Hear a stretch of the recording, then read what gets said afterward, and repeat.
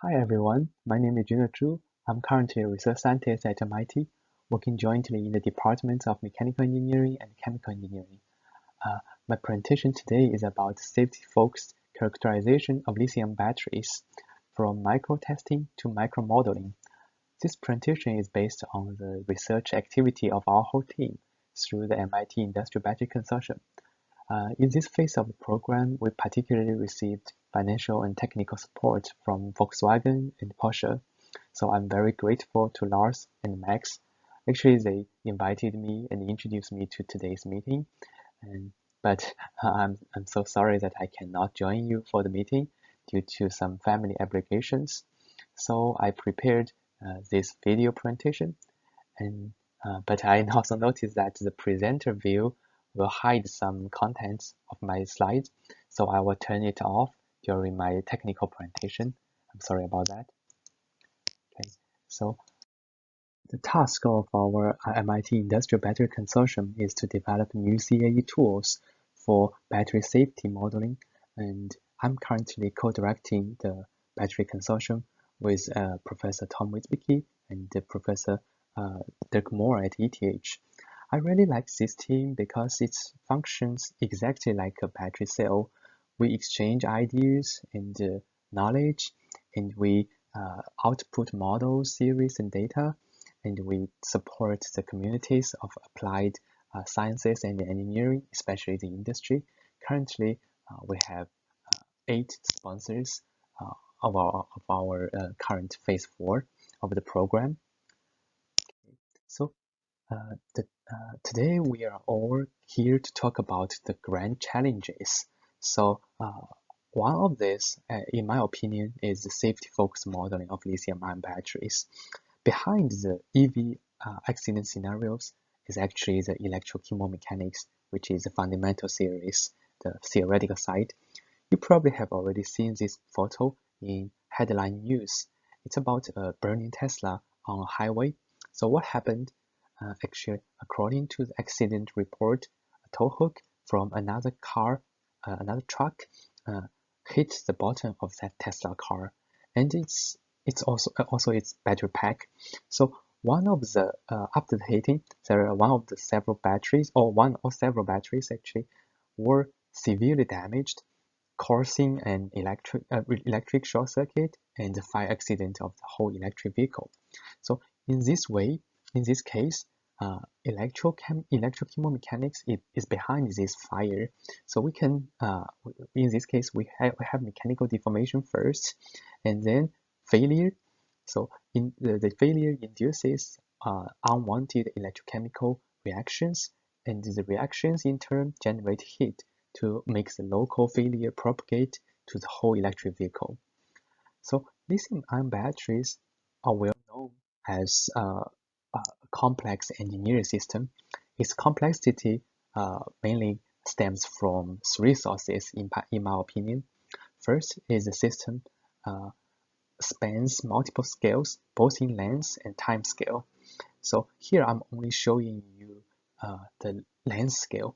So in a battery, reactions happen on the interfaces at nanoscale, and the size of the active particles actually is in microscale. And the electrode separators and other components are at mesoscale, battery cells and modules at macro scale, and packs, vehicles are microsystems. Transportation is definitely well known as a complex system. So the second source of complexity is multiple materials, phases, and physics. At the particle level, we see phase separation. At the electrode level, we can define electrochemistry and particle plasticity and the flow of granular medias. And there are actually much more.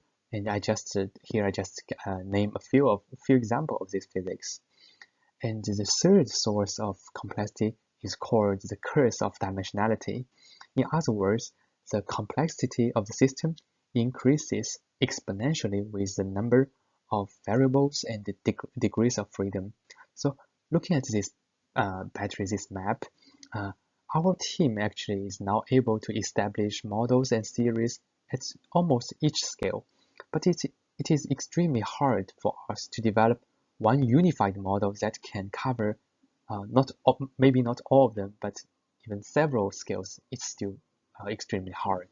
Okay, so a physics-based roadmap for battery safety modeling is we obtain mechanical properties from micro scales and then develop models at macro scales.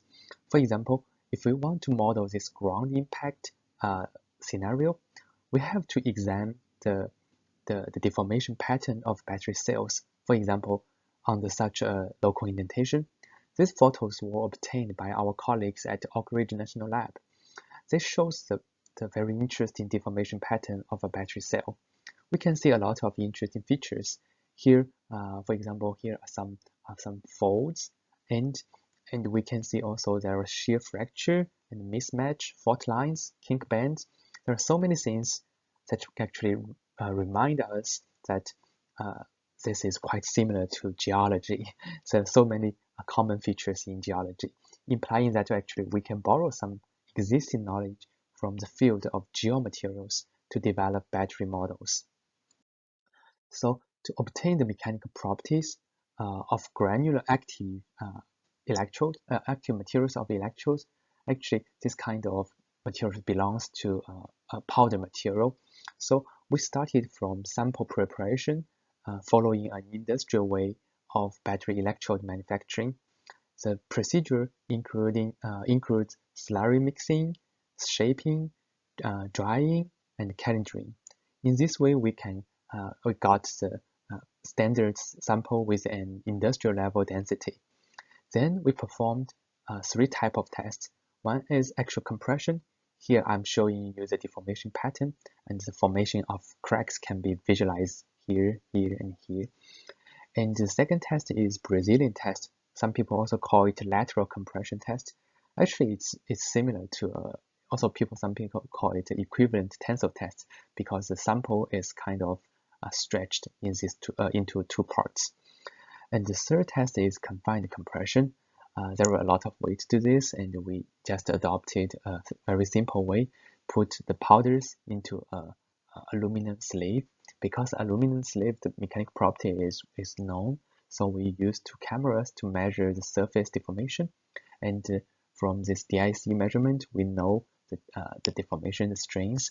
In this way, we can calculate the pressure, lateral pressure in this in the granular material, so we can simultaneously have pressure and the equivalent stress. So with so many tests, we were able to calibrate geomaterial models. So today I'm not going into details about the models, constitutive models. If you're interested, you can also refer to our previous publications. Okay, that's about the active materials. Actually, our colleagues and I also investigated the mechanical properties of other materials, other components. For example, the polymeric separator. We developed microstructure reconstruction. We also did tensile tests in different directions. We observed different kind of structure deformation, and we modeled them. We also tested and modeled the shell casing and current collector, which are both metallic materials. And we also studied the adhesion strengths between the coatings and the foils in different directions. So with so much data and understanding of the physical mechanisms, we were able to build a detailed finite element model of the whole battery structure. So in this model, every single layer is characterized as a continuum layer with a very fine mesh. Here I'm only showing you the deformation pattern under a cylindrical rigid indenter. So we can already see very clear shear localization here. It's an X shape shear localization. We also examined the force displacement response taken at the rigid indenter. The solid line is the experimental data, and the blue dots are the numerical simulation prediction. We see almost a perfect agreement despite some small overshooting at the end.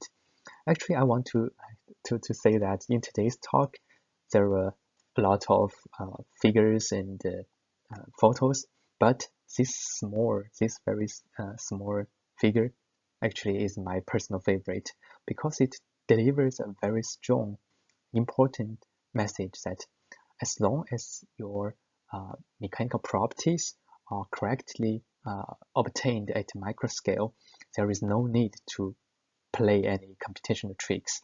Actually, what we did is simply put the layers upon each other and gave them the correct constitutive models, and the result is already that good. And I think this is exactly the spirit of physics-based technical roadmap. Okay, which is even more exciting to me is that we compared the shear localization pattern with the high-resolution micro CT scanning. Again, we find almost a perfect match between experimental and prediction, which suggests that our modeling of the solid skeleton is very successful. At the same time, we also developed high-fidelity detailed finite element model for cylindrical battery cells. The structure is more complicated because there are shell casing, there are safety valve, insulating seals, and so on. We actually validated this model through a different loading condition, actual compression, because this, in our opinion, this is very harsh to the cylindrical cells. So we can also compare this the deformation pattern, the deformation sequence with micro CT, and we'll also disassemble the battery to look at the deformation. Okay, so these are the two detailed models that we developed. Everything seems so far so good, but I want to point out that this is still not the real structure. In reality, there is a liquid electrolyte. During the deformation induced by an external load, the electrolyte can be squeezed, and there should be microflows between the particles. We can expect that during quasi-static loading, the flow should have very little contribution, but during high speed, this flow can have very strong effect on the mechanical deformation. To validate this mechanism, we performed two groups of control tests. So in the first group, we performed the compression test on a drained solid skeleton on the 5 different loading speeds. Here are the nominal stress strain curves. They are almost identical. As a comparison, let us look at the nominal stress strain curves of the saturated porous media. Clearly, there is a dynamic effect. The stiffness increases as the loading speed also increases. So at the same time, we also find that as under quasi-static conditions, there is no difference between dry curve and the wet curve. So that means the conclusion is very clear. The dynamic effect must be caused by the flow of electrolyte, and the saturation of the wetting or the wetting does not change the mechanical property at all at quasi-static condition. So I think this phenomenon should not surprise the community of applied mechanics. There is already many established poromechanics theories in which the total stress is a combination of two aspects. One is the effective stress, which is defined on the solid skeleton, and we can describe by the, for example, drug cap model that we already used for the active materials. And the other is the pressure of the fluid. Here I use Darcy's law to describe the flow through the porous media, and the unknown parameter actually here is the kappa, is the permeability determined by the Kozinnik-Hammond equation.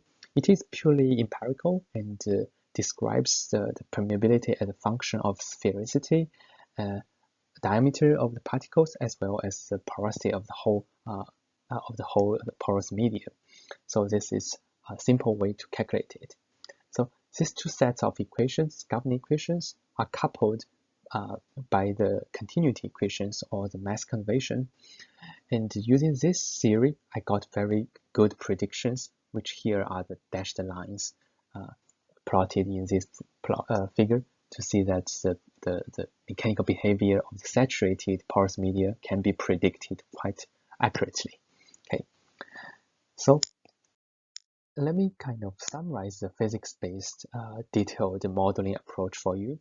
We actually learned, as I said, the mechanical properties at material level and developed detailed models to predict the mechanical properties, mechanical behavior of, for example, an RVE or a detailed model.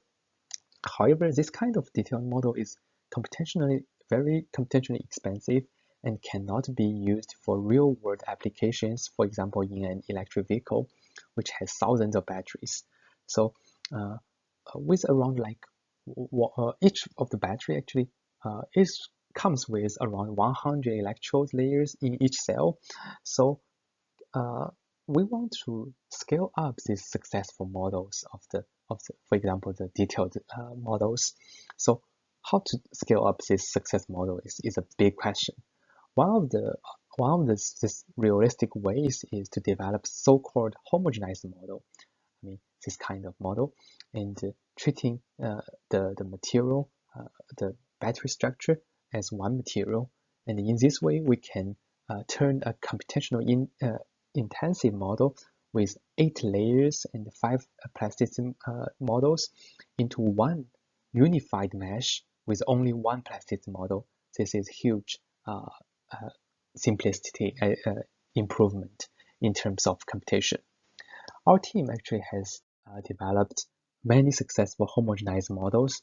There have been roughly 3 generations of development by our team, and the up-to-date version is this anisotropic homogenized model based on dashband flag plasticity, which was originally developed for foams. And the U surface of this model is an ellipse in the PQ coordinate. Here P is the pressure and Q is the equivalent stress. And this is actually quite a convenient way of plotting the U surface, because in this coordinate, uniaxial compression is this line, which has a slope of 1/3, and the uniaxial tension should be like here, which is on the opposite other hand of the coordinate. Okay, so we use, I want to also point out that we actually define the hardening of the yield surface through this kind of expansion. And in this way, we can define the hardening, the strengthening of the material. When it gets compressed, it also gets stronger. So the yield surface is defined by the position of this point. Okay, and to consider the effect of anisotropy, we allow the yield surface to be shifted. For example, here this is the illustration. This small figure gives the outer plane. We call it outer plane compression, outer plane direction, and we can imagine that in this direction, if you stretch the battery, the strength should be very weak. But if you want to like compress it, this is the compression. You want to compress it, it should be very strong. So this is the outer plane direction. But if you look at the in-plane direction, if you want to stretch it, it should be very strong. However, if you want to compress it, there should be some structural buckling. So the compressive strength should be very weak. So by this kind of shifting of the yield surface, we can achieve anisotropy. So this treatment seems complicated, but it is actually quite easy to be implemented in software like ABAX. So there is already very mature ways to implement it. So we then performed different type of tests to validate our model. Here there are 6 different loading conditions, including local indentations and this kind of bending, and different load radius, and all the predictions looks quite close to the experimental data. Although there is a little bit like overshooting at the end of the test, that's because actually we only calibrated the peak load. But if you want to, for example, to compress to compare the failure strain, you can also failure displacement. You can also improve the prediction a bit by adjusting the hardening curve. This is also doable in the software. Okay, and we also based on this kind of very successful homogenized model, we also implemented the fracture criteria into homogenized models. My colleague, this work was performed by my colleague, Professor Junhe Lian at Aalto University. He compared 7 different failure criteria, including maximum first principal stress and maximum shear stress and Mohr Coulomb, maximum first principal strain, fixed volumetric strain, Cockcroft-Latham, and Johnson-Cook. So he implemented all these criteria into the homogenized model and compared the result with the in-plane cylindrical indentation test. So here are some results, and actually he finds that there are actually clear winners of the comparison, which is the CL criterion and the Johnson-Cook criterion. So if you're interested, you can also refer to this paper. Okay, and in the current phase of the industrial battery consortium, we are trying to extend the homogenized model to be strain rate dependent on the dynamic loading conditions. Here are some test results of a prismatic battery cell on the 3 different type of dynamic indentation tests. The tests were performed by my colleagues at Tsinghua University, and they already developed a kind of a standard test procedure for all these kind of tests. And it is quite clear that the force displacement response is the responses are quite different from quasi-static ones. There are different stages, for example, here, and this can be understood as a combination of the structural response and the flow of electrolyte. In this way, the model, if we want to develop a model, that should include both the dry material property and the structure fluid interactions. So I already showed you how to do this in the detailed model. Today I will not go into details of this at this level. Actually, my colleague Dr. Thomas Technique-Jean at ETH today will also have a presentation after mine to cover this aspect. You are very welcome to go to listen to his presentation and to have a better idea of how we are doing this kind of rate dependence modeling. Okay, and today I have extensively covered many aspects in battery modeling, actually both in detailed model and homogenized models, following a physics-based roadmap.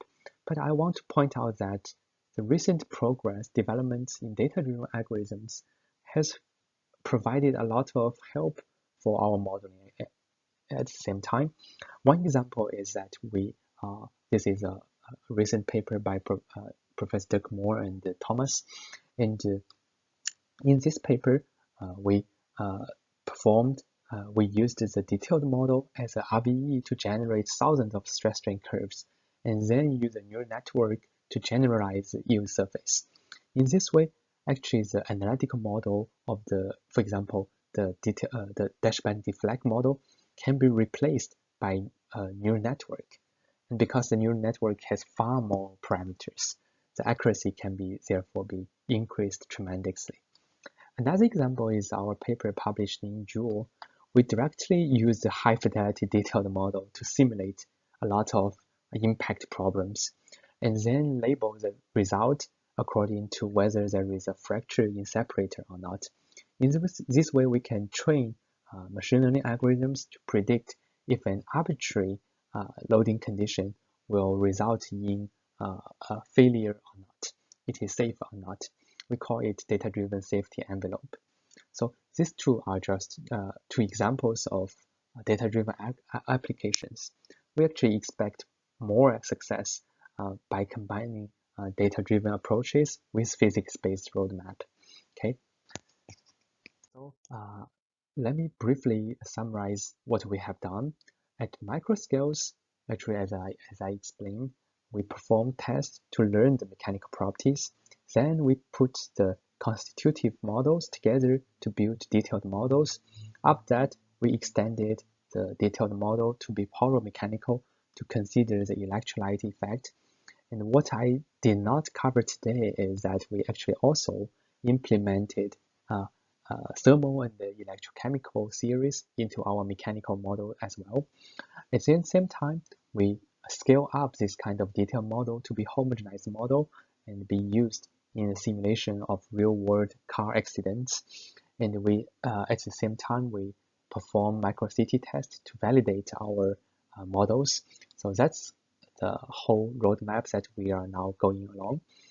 And with this summary, I would like to close my presentation. And thank you for your attention.